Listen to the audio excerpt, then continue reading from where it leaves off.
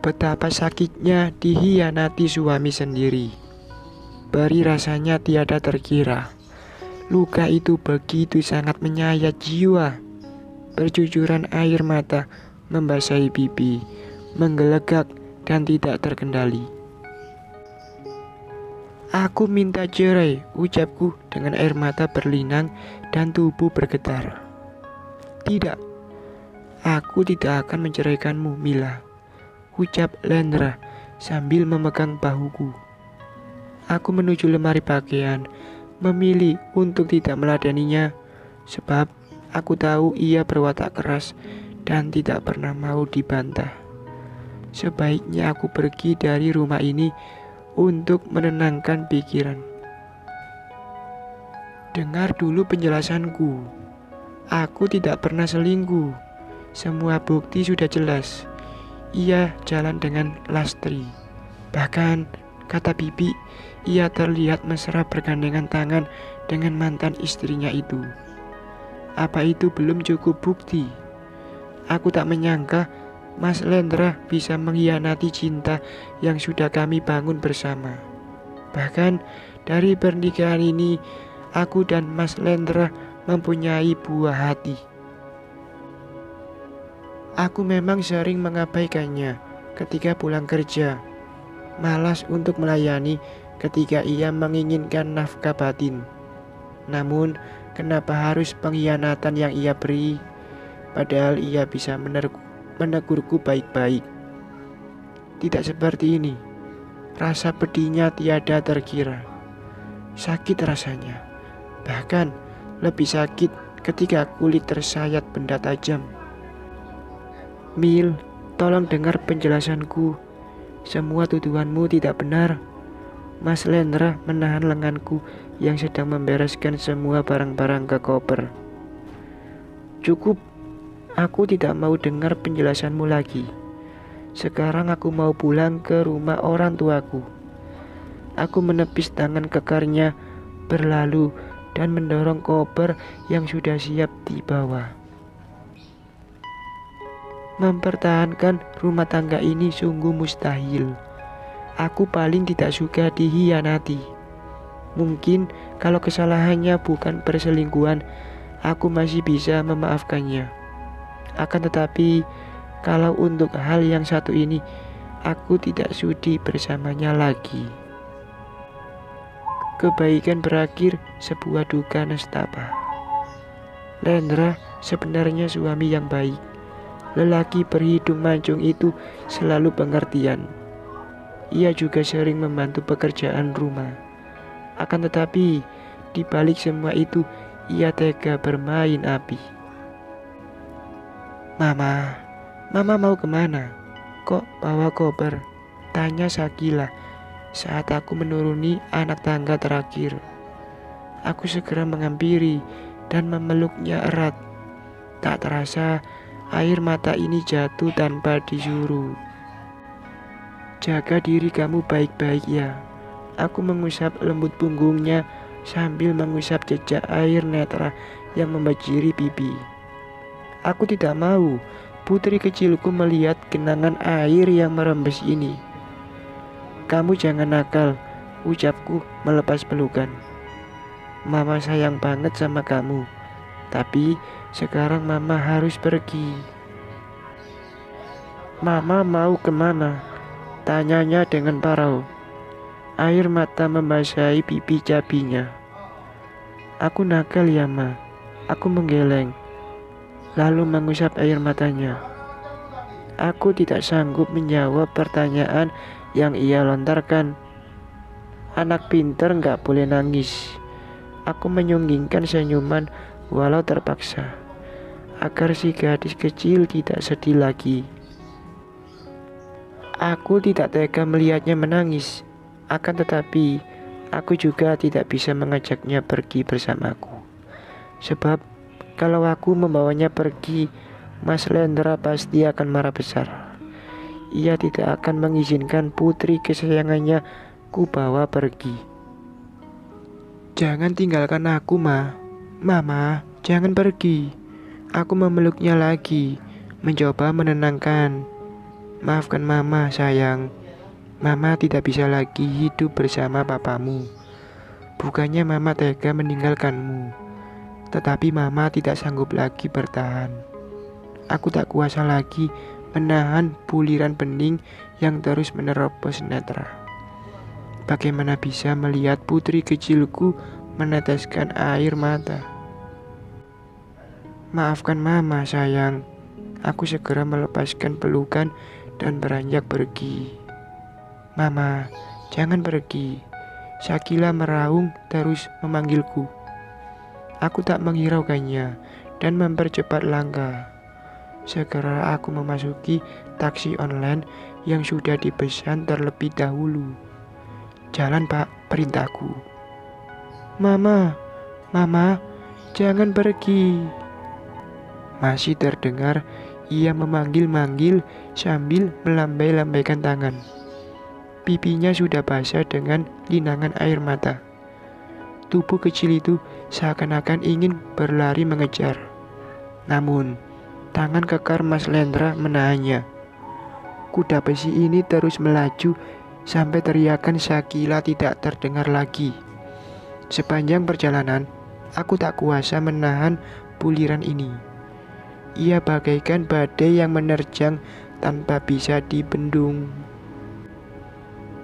Sesampainya di rumah, aku mengucapkan salam dan mengetuk pintu. Akan tetapi, sang empunya tidak kunjung membuka. Ku ketuk berkali-kali, tapi tetap tidak ada yang membukanya. Terpaksa pulang ke rumah orang tua. Rumah sederhana yang dihiasi pot bunga yang berjajar itu tampak sepi. Mungkin ibu dan bapak sedang pergi. Tak ingin menunggu lama, ku coba mencari kunci untuk membuka pintu. Karena biasanya mereka menaruh kunci di bawah pot. Benar saja, ketika ku angkat sedikit pot yang berada di sisi pintu, kuncinya tergeletak. Aku cepat-cepat membukanya dan langsung menuju kamar. Hati dan pikiranku sangat lelah memikirkan semua. Ku rebahkan tubuh ini di kasur. Sambil terpejam, aku pun berusaha menahan air mata. Entah berapa lama aku tertidur. Ku rasakan kepala sangat sakit. Memijitnya perlahan. Ku coba bangkit dan berjalan keluar kamar. Terlihat ibu sedang memasak di dapur. Wanita itu terlihat sibuk bertempur dengan penggorengan. Ibu sudah pulang. Aku menghampirinya, lalu mencuil bakwan yang masih di penyaringan. Perut terasa lapar karena dari tadi pagi belum terisi sebutir nasi pun. Kamu kenapa? Berantem lagi sama Lendra? Bukannya menjawab, perempuan hebatku itu malah balik bertanya. Ia sudah tahu kalau putrinya berkunjung pasti ada masalah. Sebab aku jarang sekali berkunjung ke rumah selain hari raya. Aku menceritakan semua permasalahan kepada ibu. Air mata pun meluru. Aku tidak bisa terlihat tegar di hadapan wanita parubaya itu. Kamu jangan gegabah mengambil keputusan. Pikirkan dulu baik-baik. Wanita hebatku itu memelukku. Tubuh rentahnya mampu menenangkan. Jangan buru-buru mengambil keputusan. Tenangkan dulu pikiranmu. Karena mengambil keputusan ketika hati sedang marah itu tidak baik. Pikirkanlah Shakila. Ia masih membutuhkan kasih sayangmu. Bukannya aku tidak memikirkan Shakila. Akan tetapi rasanya begitu sakit ketika lelaki yang kucintai begitu tega mengkhianati. Setelah mendengar nasihat-nasihat ibu, aku sedikit lebih tenang. Antara bimbang dan terluka jiwa, aku memutuskan kembali ke rumah setelah semalaman berpikir. Sebab aku juga belum yakin betul kalau Mas Lendra selingkuh. Info itu aku dapatkan dari Bibi yang melihat Mas Lendra jalan bergandengan mesra. Aku juga belum mendengarkan penjelasan Mas Lendra. Kemarin aku tersulut emosi karena cemburu. Aku pamit dulu ya, Bu. Setelah berpamitan, aku segera pergi dengan taksi online. Sepanjang perjalanan, hatiku gelisah tak menentu. Ada apa ya? Tidak biasanya begini. Taksi yang sudah memasuki kompleks tempatku tinggal. Rumah bercat ungu sudah mulai terlihat. Lalu berhenti agak jauh dari halaman rumah. Aku bersiap untuk turun. Tunggu.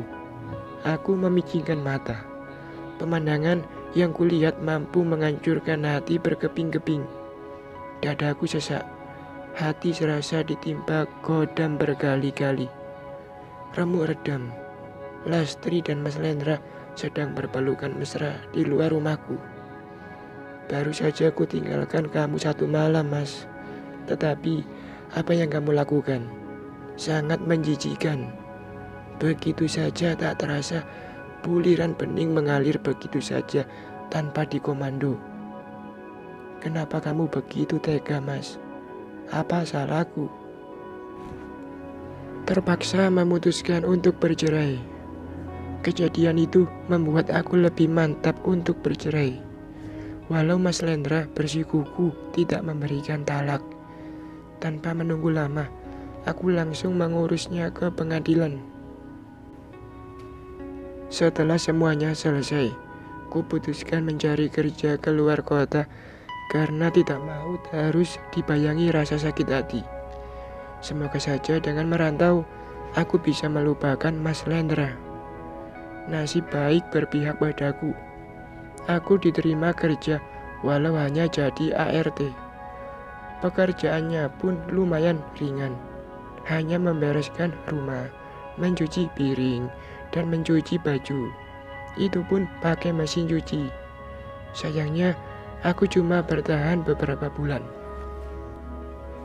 Aku tidak betah karena selalu teringat Sagila, lalu pulang. Tatapan miring tersebab menjanda. Ternyata hidup menjanda itu tidak enak dan tidak seperti yang kupikirkan. Aku sering digoda oleh lelaki hidung belang, dirayu dan dicap janda gatel. Pokoknya hidupku tidak tenang.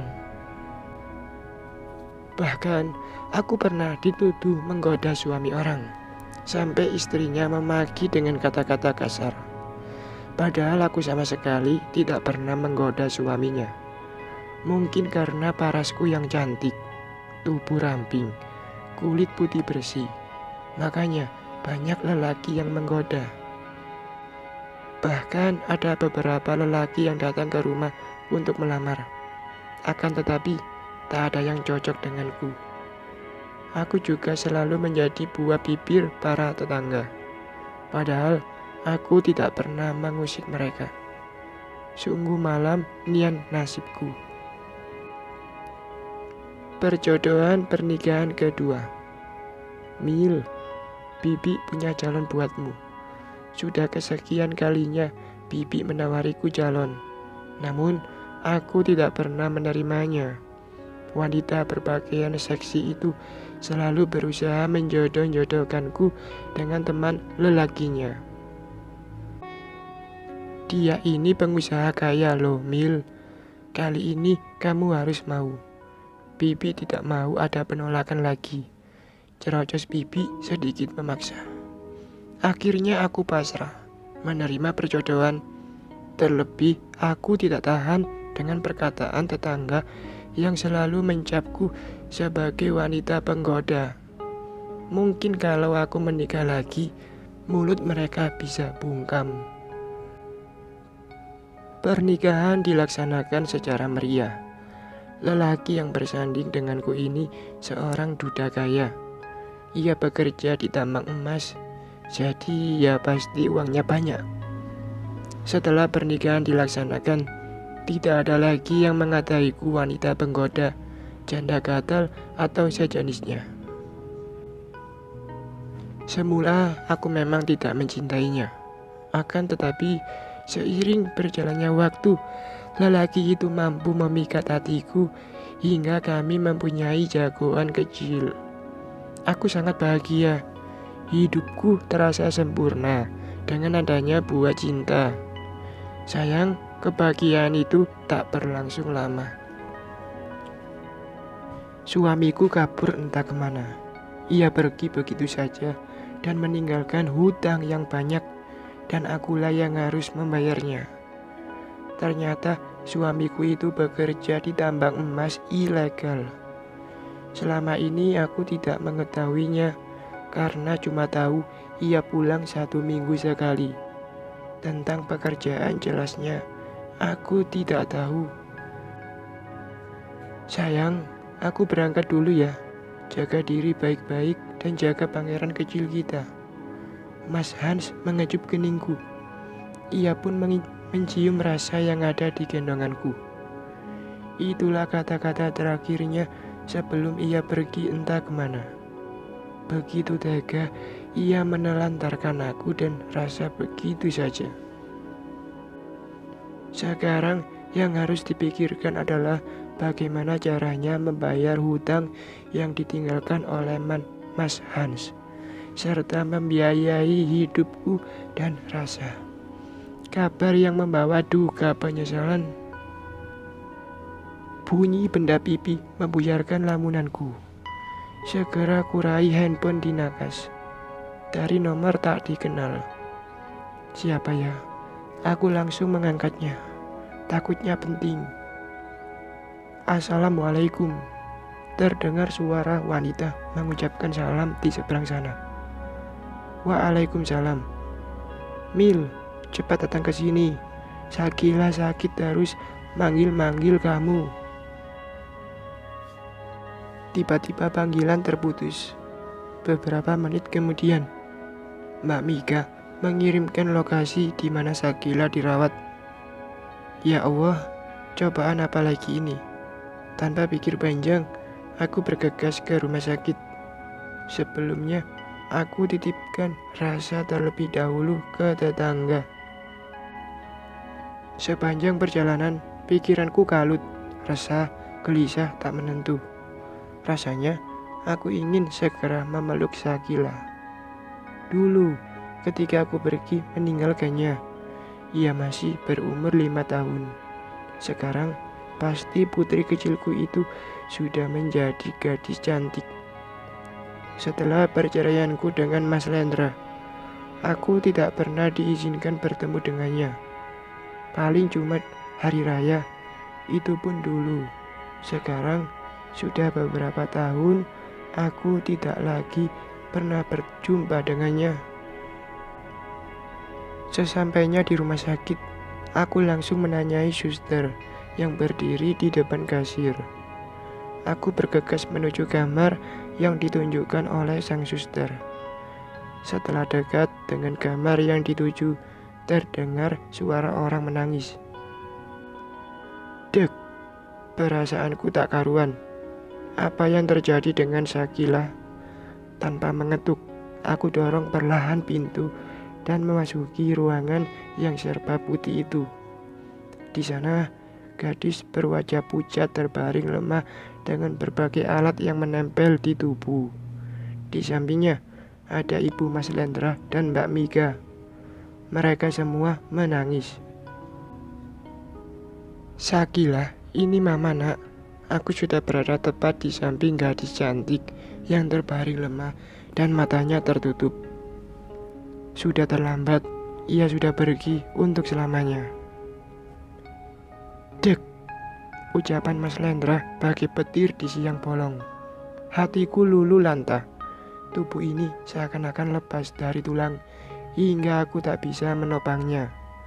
Untung ada Mas Lendra yang menahan hingga tubuhku tidak jatuh.